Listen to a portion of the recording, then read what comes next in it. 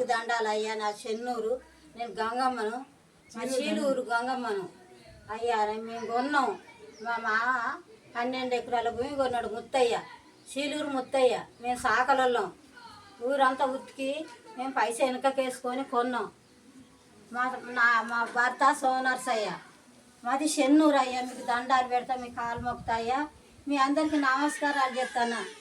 మీకు దండాలు, నా భూమి నాకు ఎక్కిండ్రు అయ్యా. మీ కాలు మొక్కుతాం అందరికి, పోలీసు వాళ్ళకు, ఆమెన్ సాగుకు, ఏమారావుకు, వాళ్ళు ఉన్న కాడికి, వాళ్ళు ఎందరు ఉన్నారో వాళ్ళకు అందరికి దండాలు అయ్యా. మీ బాంచని కాలు మొక్కుతాయ్యా. మేము సాకలొల్లం, నేను బట్టలు ఉతికి బతుకుతాను. ఇప్పటికైనా నేను భూమి చేసుకుంటానా. ఏను పెండ్లానికి ఎక్కించుకున్నాడు. నేను నువ్వు మెడలు బట్టి నూకుతానన్నాడు అయ్యా. నీ బాంచను నన్ను భూమి అడిగిండు, ఇల్లు జాగా అడిగిండు. నా పట్ట కాగితాలు ఆయన ఇంట్లో ఉంచుకొని సంవత్సరం ఉంచుకున్నాడు అయ్యా. నీ కాలు మొత్తం మీకు అందరికి నమస్కారాలు చేస్తా. నేను తిరిగి నేను ముసలిదాన్ని అయిపోయినాను. పోతే నాకు గడగడ వణుకుతాన్నా. వాడికి పోతే నా ముఖం మీద ఎత్తారు కాగితాలు, నీకు భూమి లేదా అని. నేను భూమి చేసుకుంటానా. మీ బాంచని మీ కాలు మొత్తం మీరు అందరు దయచేసి నా భూమి నాకు ఎక్కింది. నా కొడుకులు నన్ను తిడతాండ్రు. ఒకడు పిచ్చాడు, ఒకడు మంచిగా ఉండి పట్టణంలో బతుకుతాడు. వాడు గాసు వేలి కాళ్ళ కానీ ఎవరు పాపం ఆయనలే అయ్యా. ఇప్పుడు అందరికి ఉద్యమ వందనాలు. చీనూరు గంగవ్వ చెప్పినట్టు తన ఆత్మ ఘోష కాదు ఇది, తన కడుపు ఘోష. ఎందుకు అంటే తన పెళ్ళైనప్పుడు తన మామ చీనూరు ముత్తయ్యకు 12 ఎకరాలు ఉన్నాయి. ఆమె పెళ్ళైనాక మరి ఈ సోమనర్సయ్య ఏదైతే వీళ్ళ భర్త చీనూరు సోమనర్సయ్య, ఈమె మరి ఇంటింటికి బట్టలు పిండి సాగు నుంచి పుట్టుక వరకు, పుట్టుక నుండి అశుభం వరకు అనేక కార్యక్రమాలు చేసి వచ్చిన 4 పైసలతోటి ఆ రోజుల్లో 4 ఎకరాలు కొనుక్కున్నారు ఇద్దరు పెళ్ళైనాక. వాళ్ళ మామది 12 ఎకరాలు, 16 ఎకరాల భూమి. ఇది పట్టా పాస్ పుస్తకాలు. దీంట్లో 3.5 ఎకరాలు ఉంటుంది తెలంగాణ వచ్చినాక. తెలంగాణ ఇది రాకముందుకు కాంగ్రెస్ గవర్నమెంట్, అప్పుడు తెలంగాణ ఏర్పాటయ్యేటప్పుడు కాంగ్రెస్ గవర్నమెంటు. ఇది 3.5 ఎకరాలు, ఇది 3.5 ఎకరాలు. ఇట్లా తెలంగాణ వచ్చినాక, తెలంగాణ వస్తే బతుకులు మారుతాయి అనుకొని తెలంగాణ కోసం ఉద్యమాలు చేసినాం.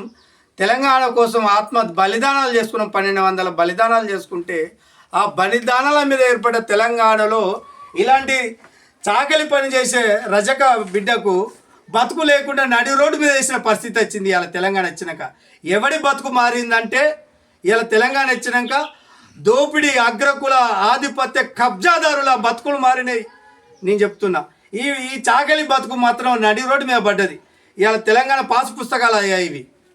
ఇది తెలంగాణ పాస్ పుస్తకం, ఇది ఆంధ్రప్రదేశ్ పాస్ పుస్తకం. అంటే ఇలా రెండు చూడండి. ఈ తెలంగాణ వచ్చినాక ఎవరి బతుకులు నడి రోడ్డు మీద పడ్డాయి, ఎవరి బతుకులు ఆత్మ బలిదానాలు జరుగుతున్నాయి. తెలంగాణ వచ్చినాక ఎవరి బతుకులు బాగుపడ్డాయి అంటే భూ కబ్జాదారులు బాగుపడ్డాయి. ఈ 14 ఎకరాల భూమి రిజర్వాయర్ మీద, రిజర్వాయర్ కింద 7 ఎకరాలు పోయింది. 7 ఎకరాలు పోతే మిగతా 7 ఎకరాలు ఉండాలి కదా ఈ తెలంగాణ పాస్ పుస్తకంలో. 2 ఎకరాలు ఈ 7 ఎకరాలు ఈ తెలంగాణ పాస్ పుస్తకాలు ఇది ఉన్నది. 7 గుంటలు ఉన్నది అయ్యా. ఒక పాస్ పుస్తకంలో 7 గుంటలు, ఇంకో పాస్ పుస్తకంలో 7 గుంటలు. కానీ తెలంగాణ రాకముందుకు ఉమ్మడి ఆంధ్రప్రదేశ్లో ఇది 3.5 ఎకరాలు, ఇది 3.5 ఎకరాలు, ఇది 4 ఎకరాలు. ఈ రకంగా తెలంగాణ రాకముందుకు 14 ఎకరాలు ఉంటే తెలంగాణ వచ్చినాక 7 గుంటలు మిగిలింది. ఒక పెద్ద మనిషి, ఈ ఊరి ఒక పెద్ద మనిషి వేణు, అమ్మ ఇంటి పేరు కారుబోతుల వేణు. కారుబోతుల వేణు వచ్చి మీ భూమి అంతా రిజర్వాయర్ కింద పోయింది, నీ పాస్ పుస్తకాలు ఇయ్యమ్మా, నీకు గవర్నమెంట్ నుండి పైసలు పంపిస్తా అన్నాడు. ఎంత వచ్చినాయమ్మా గవర్నమెంట్ నుండి? 7 ఎకరాలకు 6 పోయినాయి. 6 లక్షలు వచ్చినాయి. 6 లక్షలు 12 లక్షలు వచ్చినాయి. ప్రభుత్వం నుండి వచ్చిన 6 లక్షలు 12 లక్షలు వచ్చినాయి. ప్రభుత్వం భూమి పోయింది ఎంత అంటే 2 ఎకరాలు వీళ్ళది ప్రభుత్వం రిజర్వాయర్ మీద పోయింది. ఆ రిజర్వాయర్ పత్తే రిజర్వాయర్ అయితే మాకు పంటలు బాగా పండుతాయి, మేము ఆర్థికంగా సామాజికంగా గొప్పగా ఉన్నత స్థితిలోకి వస్తామని ఈ తల్లి, ముసలి తల్లి కలలు కన్నది. ఆ భూమిని ఇప్పటికీ 45 ఏళ్ళగా ఇప్పటికి సాగు చేస్తుంది. ఇప్పటికి ఆ భూమిలో సాగు ఉంది. కానీ పట్టా పాస్ పుస్తకాలు తెలంగాణలో 7 ఎకరాలు లేదు, 7 గుంటలు ఉన్నది. మరి ఉమ్మడి ఆంధ్రప్రదేశ్లో 14 ఎకరాలు ఎడిపోయింది.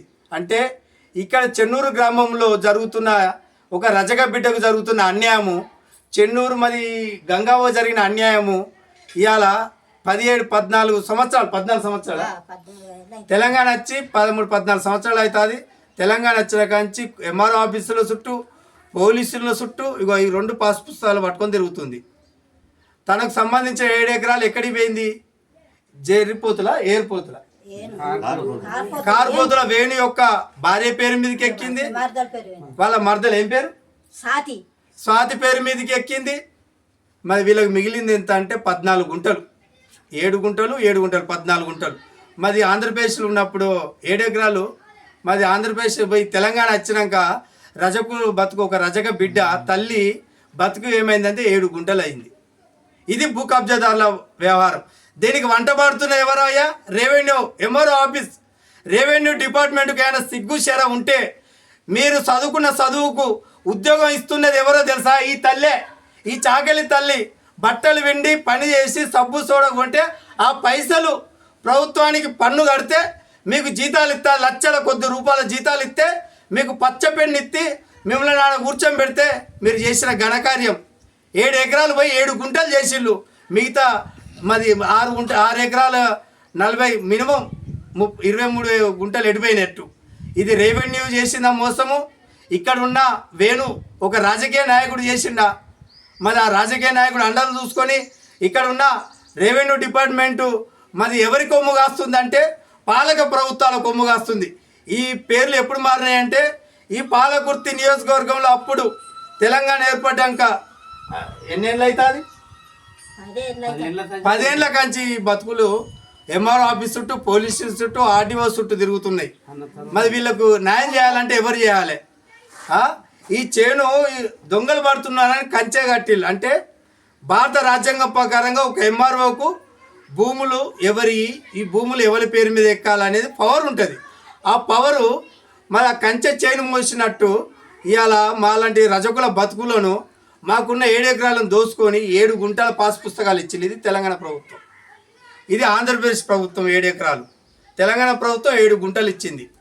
ఈ జరిగిన నా తల్లి చాకలి తల్లికి జరిగిన అన్యాయం మీద రేపు ఎంఆర్ఓ ఆఫీసు ముట్టడి చేస్తాం. అవసరం కూడా ఆర్డీఓ కానీ మరి దానికి సంబంధించిన కలెక్టర్ కార్యాలయం ముందు ధర్నా కూడా చేస్తాం. ఈ తల్లిని పట్టుకొని మరి ధర్నా చేస్తాం. అవసరం అనుకుంటే రాష్ట్ర ముఖ్యమంత్రి క్యాంపు కార్యాలయాన్ని కూడా ఫిర్యాదు చేస్తాం.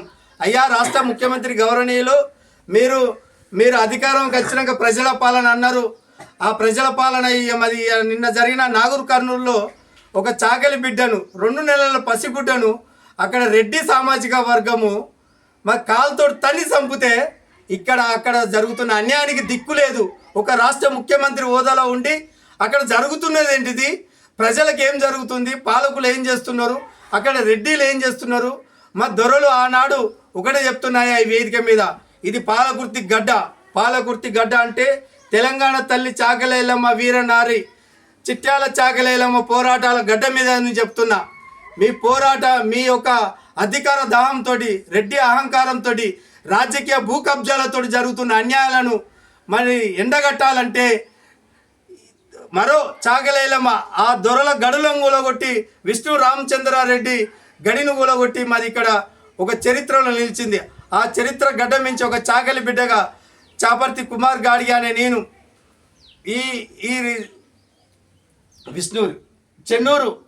ఈ చెన్నూరు గంగావకు జరిగిన అన్యాయం కోసం ప్రగతి భవనం ముట్టడి చేస్తా అని హెచ్చరిస్తున్నాను. రెవెన్యూ డిపార్ట్మెంట్ ఎంఆర్ఓ గారు ఇప్పటికైనా సోయి తెచ్చుకొని పేద ప్రజల కోసం మీరు పనిచేస్తున్న ప్రభుత్వ ఉద్యోగానికి, మీరు తింటున్న బువ్వకు, మీకు వస్తున్న జీతానికి న్యాయం చేయండి. ఇలాంటి అన్యాయాలు చేయకండి, ఇలాంటి దోపిడీలు చేయకండి, ఇలాంటి కబ్జాలు చేయకండి. ఇవాళ వాళ్ళ కొడుకు ఈయనకు గ్యాస్ ఫిట్ చేస్తా అంటే గ్యాస్ పేలి తన శరీరం మొత్తం నష్టపడ్డది. వికలాంగుడు పింఛన్ వస్తుందమ్మా. ఇగో ఈయన వికలాంగుడు, ఈయన నడిచేదానికి ఓపిక లేదు. ఎన్ని సంవత్సరాల కింద గ్యాస్ పేలింది? 2 సంవత్సరాలు అవుతుంది. ఇట్లాంటి వాళ్ళకు పింఛన్ ఇచ్చే గతి లేదు. ఈయనకు సంబంధించిన 7 ఎకరాల భూమిని దోసుకొని 7 గుంటల పాస్ పుస్తకం ఇస్తావా? సోయి ఉందానే ఎంఆర్ఓ గారు? కొంచెం కొంచెం అన్నం తిన్నట్టు పని చేయండి. మీరు బతకాలనుకుంటే గవర్నమెంట్ జీతాలు ఇస్తుంది. ఇలాంటి పేదల కోసం కాదు. ఇలాంటి పేదల బతుకులు రోడ్ల మీద వేస్తే మీకు పాపం తాకుతుంది. ఎందుకంటే ఈ సమాజము రజక బిడ్డను, నా తల్లిని ఆడబిడ్డ అని కొలుస్తుంది. ఆ ఆడబిడ్డ శాపనార్థాలు పెడితే మీరు పుట్టగతులు లేకుండా అడక తినకంటే అధ్వానంగా కుష్టు రోగుల పాలై చచ్చిపోతారు. ఇది మా శాపనార్థాలు. ఎందుకంటే మేము చెప్తున్నాం, రాష్ట్ర ముఖ్యమంత్రి ఇప్పటికైనా ఇలాంటి తల్లులకు నాగరికల్లో జరిగిన సంఘటనకు మీరు బేషరతుగా అక్కడ న్యాయం చేయకపోతే మీకు కూడా పుట్టగతులు లేకుండా మీ పదవిని కోల్పోతారు. మీ పదవి దించేలా మా పోరాటం ఉంటుంది. బట్టకు పట్టిన మహిళను ఉతకడమే కాదు, ఒక చాకలి బిడ్డగా చెప్తున్నా, ఈ సమాజంలో అనేక ఉద్యమాలు చేస్తున్నా. నేను 25 ఏళ్ళ కంచి సైకిల్ యాత్ర చేసిన, పాదయాత్ర చేసిన.